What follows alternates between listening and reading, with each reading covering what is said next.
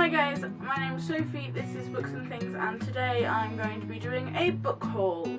So I filmed a book haul in March, which was the books that I got in February, and then I never uploaded it, and it kept getting later and later and later, and then suddenly it was April, and I was like, shit, I never uploaded that video. And I've since then bought like a whole nother batch of books. So I'm just redoing the entire video, and I'm going to show you all the books that I've bought, like in the last lot of books that I've bought. I don't really like monthly book hauls, like that doesn't suit how I buy books. So instead I'm going back to the system I had where I was just like, these are the books that I've bought since the last book haul. So let's get started. The first group of books are 3 books that I bought for myself, and the first of those is Only Ever Yours by Louise O'Neill. This is a futuristic dystopian novel set kind of in England, wherein girls are scientifically created and grown in a lab, and then they spend the first 16 years of their life in a school where they learn how to be the perfect wife. They're conditioned right from birth to bow to men all the way through this book, and it centres quite a lot around that strange conditioning and around eating disorders, because they have to remain within this kind of specific weight size. I also bought on that trip The Disreputable History of Frankie Lando Banks, which is written by E. Lockhart, the woman who wrote We Were Liars, which was a book I really enjoyed reading last year. I really don't know much about this book. I know that it's about teenagers, I know it's about betrayal. Kind of all I want from this. I want to go in pretty blind because I like E. Lockhart's writing, and I especially like not knowing stuff. But I think if I'd known too much about We Were Liars, I wouldn't have enjoyed it as much, so I'm going to keep myself pretty blind about this. The last of those 3 books that I bought was These Broken Stars by Amy Kaufman and Megan Spooner. This was the Booksplosion Book of the Month back in February. I know, it was a really long time ago, wasn't it? So These Broken Stars is about this spaceship crashing onto a planet, and these 2 characters are the only survivors, and they have to try and stay alive long enough for the rescue ships to come and find them. The next batch of books were birthday gifts. I know my birthday was in January, but my birthday party was in February, and people that I hadn't seen kind of since then came and gave me presents. But the first of this batch is not a present, it's a lending thing, and it's The Miniaturist by Jessie Burton, which my grandmother lent me after I gave it to her for Christmas. And I was like, when you're done with it, can I have it back? Because I want to read it. Like, if you're ever unsure about what to get people for Christmas or birthdays, like, buy them a book that you think you'll have in common, and then when they're done with it, read it, and then you can discuss it. Like, it's the best tactic for buying presents. But so The Miniaturist is about this girl, it's a historical fiction novel, and it's about this girl who gets married, and when she gets married, her husband gives her a miniature house of the house that they live in, with all of the furniture and little dolls. And then there's some kind of like creepy magic thing whereby the house and the miniature kind of echo each other. Either that stuff in the house happens in the miniature, or stuff in the miniature happens in the house. But sounds interesting. It's been really highly praised by a lot of people, and the cover's really pretty, basically. And it's got one of those like real soft feel covers, which I just adore.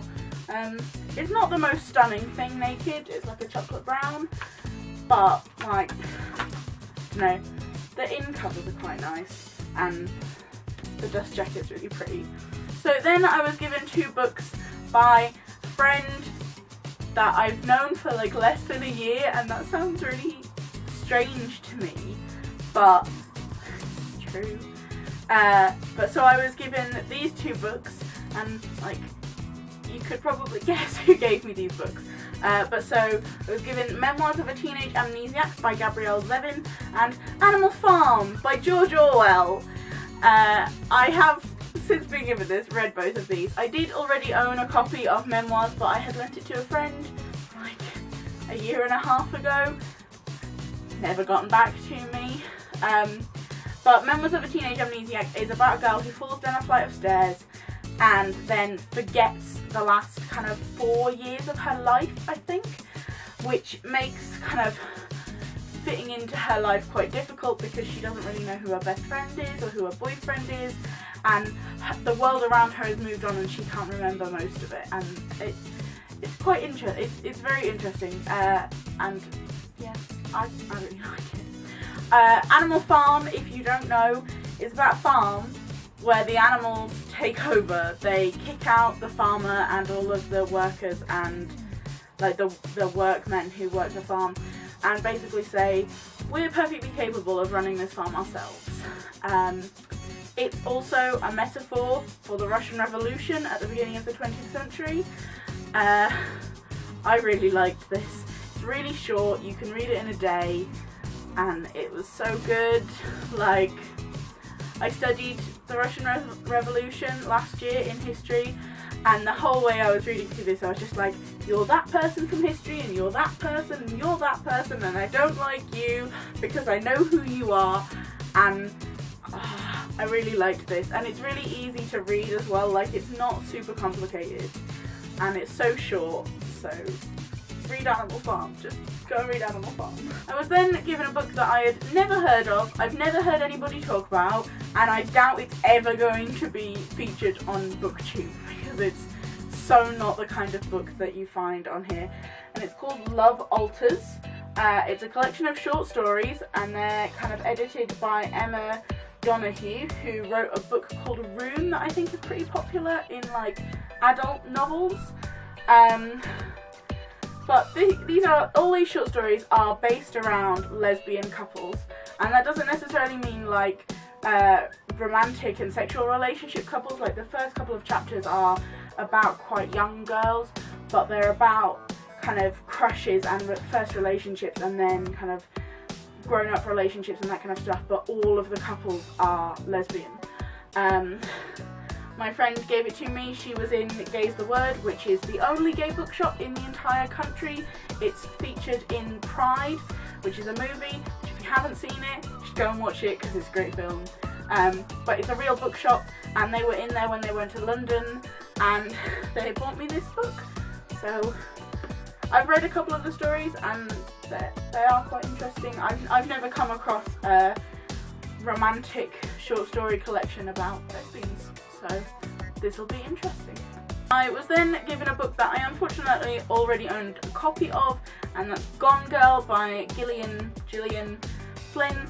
And so what I'm going to do is I'm going to keep this version and give the version that I already owned to my mum, because then we can both have a copy and we don't have to share it, which is what we have to do with a lot of the books at the minute.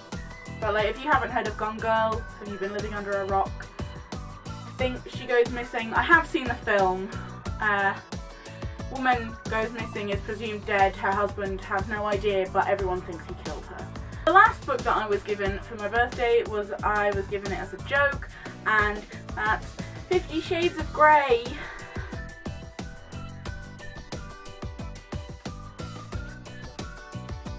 I really don't know what I'm going to do with this book. I don't want to read it, and if I was going to ever burn a book, it would probably be this one, but it's so ingrained in me that you don't burn books that I really struggle with the idea of like damaging it in any way. So if any of you have ideas, I think that should be like the comment question for this week, is like, what should I do with this copy of 50 Shades of Grey? Yeah. Also, the movie cover is hideous. Like, can we appreciate that that's a really hideous movie cover? About a week after my birthday party, Ariel held a meetup in Birmingham, which I went to. I got to meet her again, and I got to meet Ben from Benjamin of Tomes. I have a vlog of the trip on my channel. If you haven't seen it, you can go and watch it and look at me being really bad at vlogging. While I was there, I went to Waterstones. I bought some books. The first of which being The Art of Being Normal by Lisa Williamson. This is about a transgender girl who is not out yet, hasn't transitioned, hasn't told anyone that she would like people to use female pronouns, that she would like to dress and present female, and it's kind of about her story and her struggle with being in the closet at school and at home. I also picked up The Darkest Part of the Forest by Holly Black. I think this is like a fairy retelling thing. It's Holly Black, it's her new book, the cover's stunning.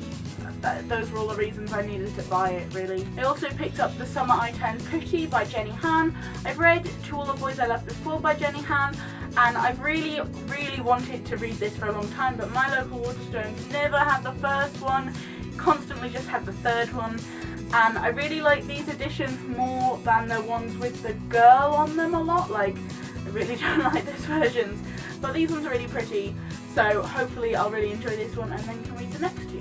I then picked up one of those books that everyone on BookTube seems to be talking about, like, right now. Everyone's reading it and everyone's talking about it. And that's All the Bright Places by Jennifer Niven. I have heard some very mixed things about this book. Like, some people say, oh, it's great, it's amazing, it's amazing, it's amazing. And some people are like, it's really shit. The characters are really underdeveloped. It doesn't portray things accurately. So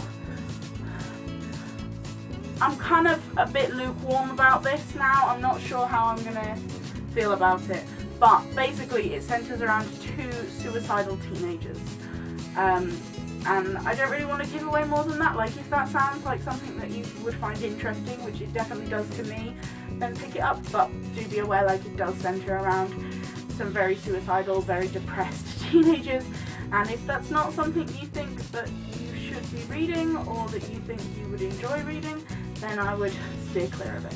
Lastly, from that trip to Waterstones, I also picked up Tape by Stephen Camden.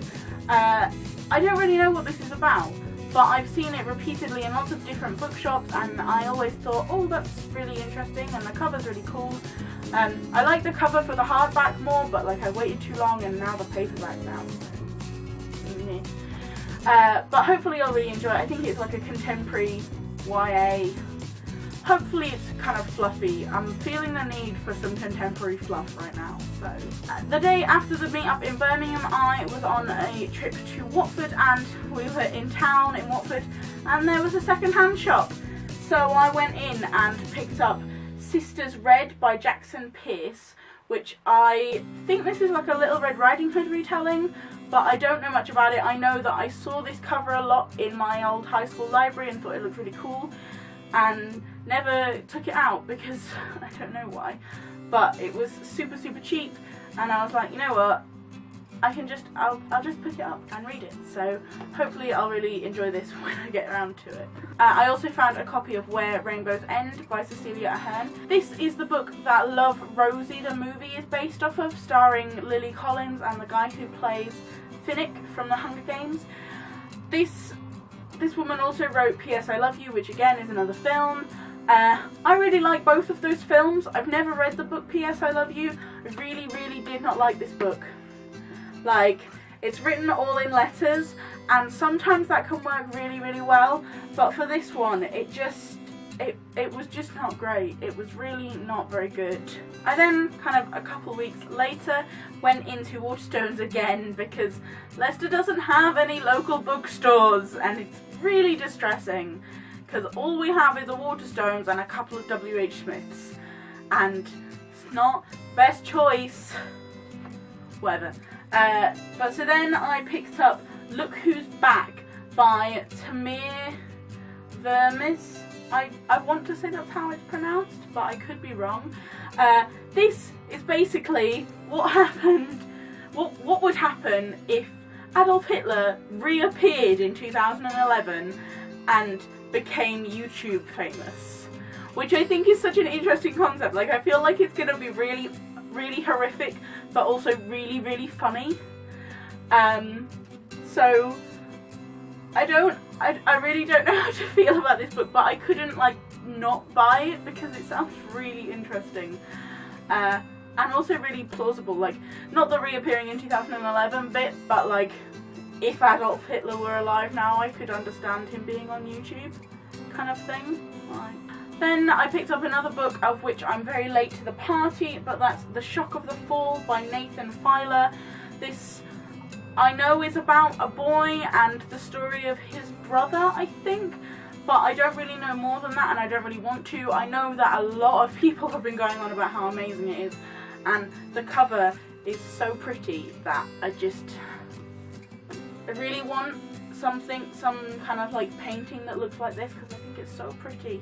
And I really wish that Costa had not put this hideous sticker into the cover. Like, it's not a thing I can peel off, and it's horrible. Lastly, from that trip, which I picked up a book that a couple of days later I was really glad I picked up, because the author died, and I'm getting emotional about this, and there's no need to. I didn't know him at all, but every time I talk about this I get really sad. And it's Weird Sisters by Terry Pratchett in the absolutely stunning cloth-bound hardback edition. I really want them to bring out the rest of the Discworld novels in this. They've only got the first half of the series, but they're so gorgeous. I really want the whole series, but Terry Pratchett was a phenomenal author, and he died about a day or two after I bought this book, and it really floored me. Like, despite everyone knowing that he was really ill, it really floored me when he died. So if you have the opportunity to read a Terry Pratchett book, do it, because they're so good, and like, he deserves to be immortalised in the written word. So you should all read Terry Pratchett books. So I then was in Brighton, and on my way home I stopped in Hardbacks in St Pancras Station in London, and I picked up two books, one of which was Lips Touch by Laini Taylor. This woman wrote the Daughter of Smoke and Bone trilogy, but this book is 3 short stories based around kind of fairy tale myths and legends, and the kind of pinnacle moment being when 2 people kiss. I really liked this book. I've already read it. I really enjoyed it. I thought they were so well written, and after reading this I'm much more kind of up for the idea of reading the Daughter of Smoke and Bone books. Before, they seemed a little bit intimidating because everyone loved them, whereas after reading this, which not many people seem to have read, I can't wait to read her trilogy. Like, this one, the only criticism I'd have is like the first one didn't feel developed enough, but that's because it was only like 40 pages long. A full book I feel would be really developed, and her writing was so beautiful, so definitely give this a read if you can find a copy of it. The other book that I picked up is a book that I kind of knew was coming out sometime, but I had not realised that it was already out, and it's We Are Pirates by Daniel Handler. This is the book I'm currently reading, and I'm loving it. It's so great, and can we talk about this stunning cover, please? Like, it's so pretty. It comes with a little paper dust jacket as well that goes like 3/4 of the way up the book, but I took it off so that I can read the book. I was then feeling pretty down about 2 weeks ago because I had some stuff that I had to get done, and it was really stressing me out, and I couldn't do it. And so to fix these problems, I went book shopping. I didn't spend very much because I went to the Works, which, if you don't know, are this kind of like really cheap shop. They have really good quality products, but they're just really cheap, and it's basically because like usually the cover will be a bit damaged, or like a shipment will be a little bit kind of dented or something, but all the products still work. And I picked up The Year of the Rat by Claire Furness, which was really popular about 6 months ago, and I never picked it up. And although I don't really like the face bit, I do really like the colour scheme of this cover, so I'm just gonna ignore the face and the little quote like, "Fuck off Daily Mail, I don't care what you thought about the book." I have very little knowledge of what this book is about, and I'm kind of okay with that. I'm just gonna go into it blind and hopefully enjoy it. Next up, we have a book that I was sent by someone, and getting this honestly made my week. Like, it was beautiful, and I recorded the like unboxing, unopening of the package that it was sent in, and then I kind of read what was with it, and I decided not to upload the video because I don't think it's kind of like it was just a lot of me reading a letter mainly, so it wasn't really a very good video. But Natalie sent me this book along with a really lovely letter, and it made my week. So the book that she sent me was Rat Queens, which is like a comic volume, the first volume of this comic series, and I'm just going to read the sentence on the back. This modern spin on an old school genre is a violent monster killing epic that is like Buffy meets Tank Girl in a Lord of the Rings world on crack. Like, it's just my cup of tea. Like, it's so accurate to what I want from like all of my female led books. It's just death and badassery. So I read this basically as soon as I got it in one sitting. It's amazing. If you have a chance, read Rat Queens. They're so funny and they're so accurate, and the artwork is really pretty as well. Like, I love it. Like, and it's got personal kind of, I don't know what you'd call them, like stills of the characters at the front. It's just great. It's amazing, and I'm definitely getting into the rest of the series. The last three books are books that I don't actually remember when I got them, so I'm just tacking them on the end so that they're just kind of out of the way. I've hauled them and then I can put them on the shelf. So the first is Plain Truth by Jodi Picoult. I have quite an extensive Jodi Picoult collection. They're here. I'm not sure if you can see all of them. I own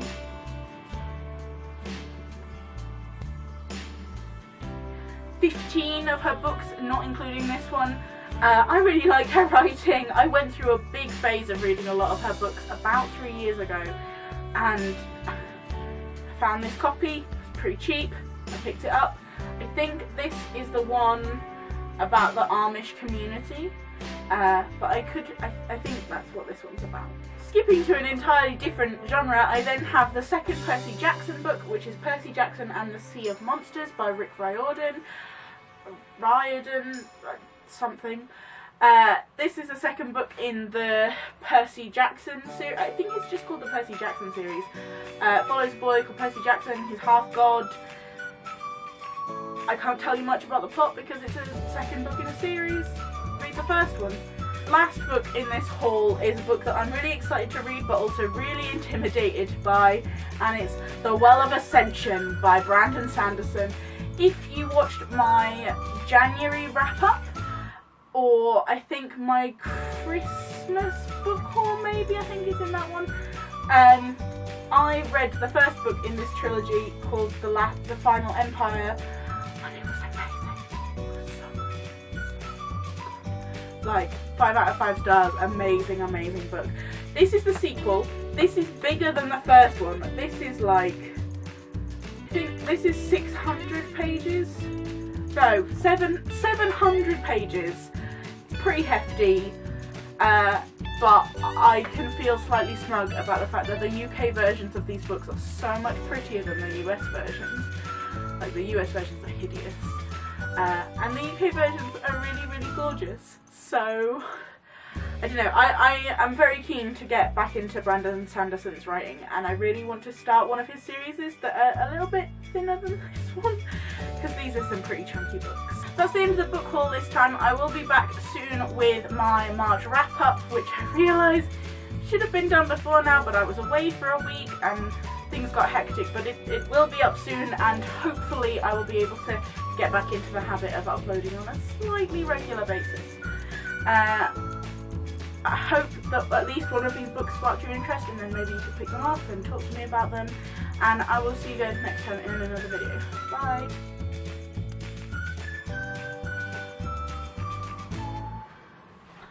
I really feel I should get a prize for this. I'm not sure you can see them all, but this is really heavy.